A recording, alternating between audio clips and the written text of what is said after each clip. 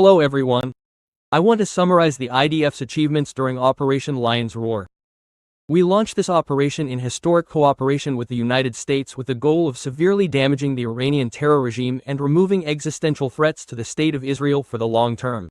For 40 days, we struck the terror regime systematically and in an unprecedented manner. The IDF fully met all the goals and objectives set for it, and even went beyond that. The cumulative damage to the Iranian terror regime puts it at its weakest point ever.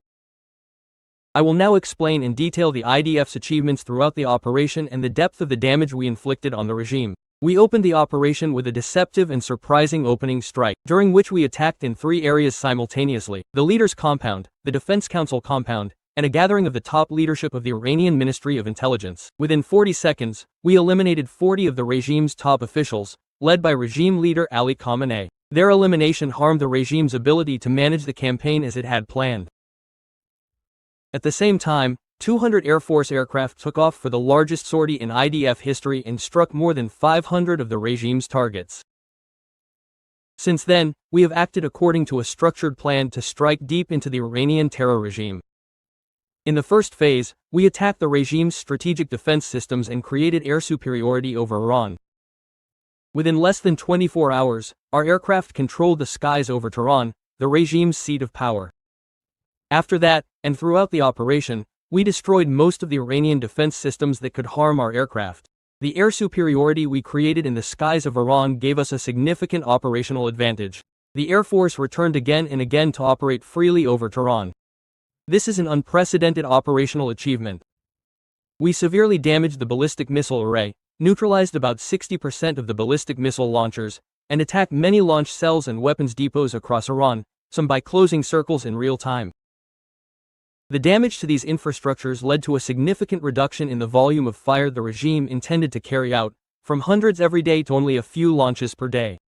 After the opening phase of the operation, we moved toward deepening the damage to the foundations of the regime and its military capabilities. We attacked the regime's main headquarters and bases, including the ballistic missile array, the Iranian defense system, and its navy. In addition, we caused unprecedented damage to the regime's mechanisms of oppression and control: the Revolutionary Guards, the Besiege units, the Ministry of Intelligence, and internal security forces. We eliminated senior commanders who had been responsible for oppressing the Iranian people for years. The damage to these mechanisms leads to the weakening of the regime. Intelligence personnel conducted an unprecedented process to map all the defense industries in Iran, which are responsible for the development and production of a wide range of weapons. This involves hundreds of factories numbering more than 3,000 production lines and supporting infrastructures throughout Iran that were intelligence analyzed, incriminated, and attacked during the operation. One must remember that Iran is a huge country that is 75 times the size of the State of Israel. Our method of operation was the systematic destruction of entire production lines in order to broadly and deeply degrade the production capabilities of the Iranian industries. We struck the absolute majority of the essential components for ballistic missile production, from raw materials and explosives, through the means of production and transportation themselves, to the materials required for creating engines and warheads. The Iranian terror regime's ability to produce missiles has been severely damaged. The significance is many thousands of missiles that were not produced. We also struck most of the assembly sites for unmanned aerial vehicles and their ability to produce additional weaponry. In addition, we struck national flagship programs of the defense industries, such as the space program and the artificial intelligence program. These are infrastructures that will take the regime a long time and many resources to rebuild, at a very high cost. The cost of the damage caused to the regime's industries by IDF strikes is estimated at tens of billions of dollars.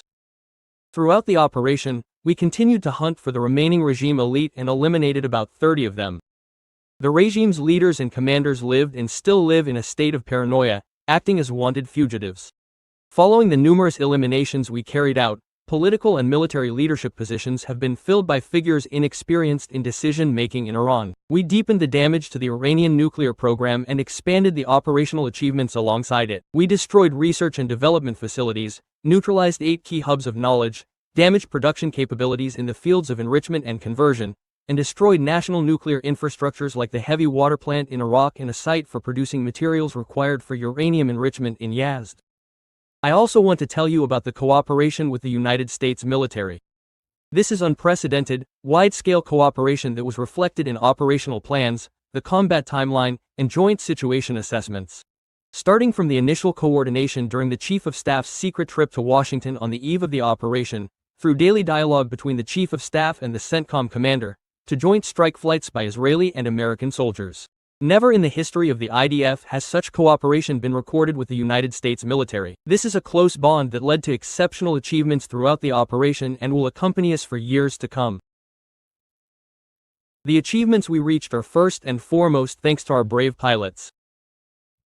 The fighters at sea and on land, the air and ground crews, intelligence personnel, the planners and executors in the Operations Directorate, and the humble people of silence. Service members of the Technology and Logistics Directorate, who have been operating for 2.5 years in a continuous, unprecedented logistical operation that enables the IDF's achievements in a multi-front war. May the officers, NCOs, and IDF soldiers, both conscripts, career, and reservists, know this. Those serving in every branch and directorate of the IDF, on the front and in the home front, you are the backbone of Israel's security. It is still too early to summarize the campaign and its results. The IDF continues to fight, and this fighting sometimes has a price. The Chief of Staff has defined maintaining high readiness as a priority. We are ready in both defense and offense. We are renewing combat readiness and are prepared to return to fight and strike with force if required to do so. And in accordance with the directives of the political echelon, we must remember that despite the achievements, many challenges still lie ahead of us. We set out on this campaign to remove existential threats and to significantly harm the Iranian terror regime, and we have struck it hard. The IDF will continue to operate wherever required for the sake of our children's future and for our future as a free people in this land. End of speech.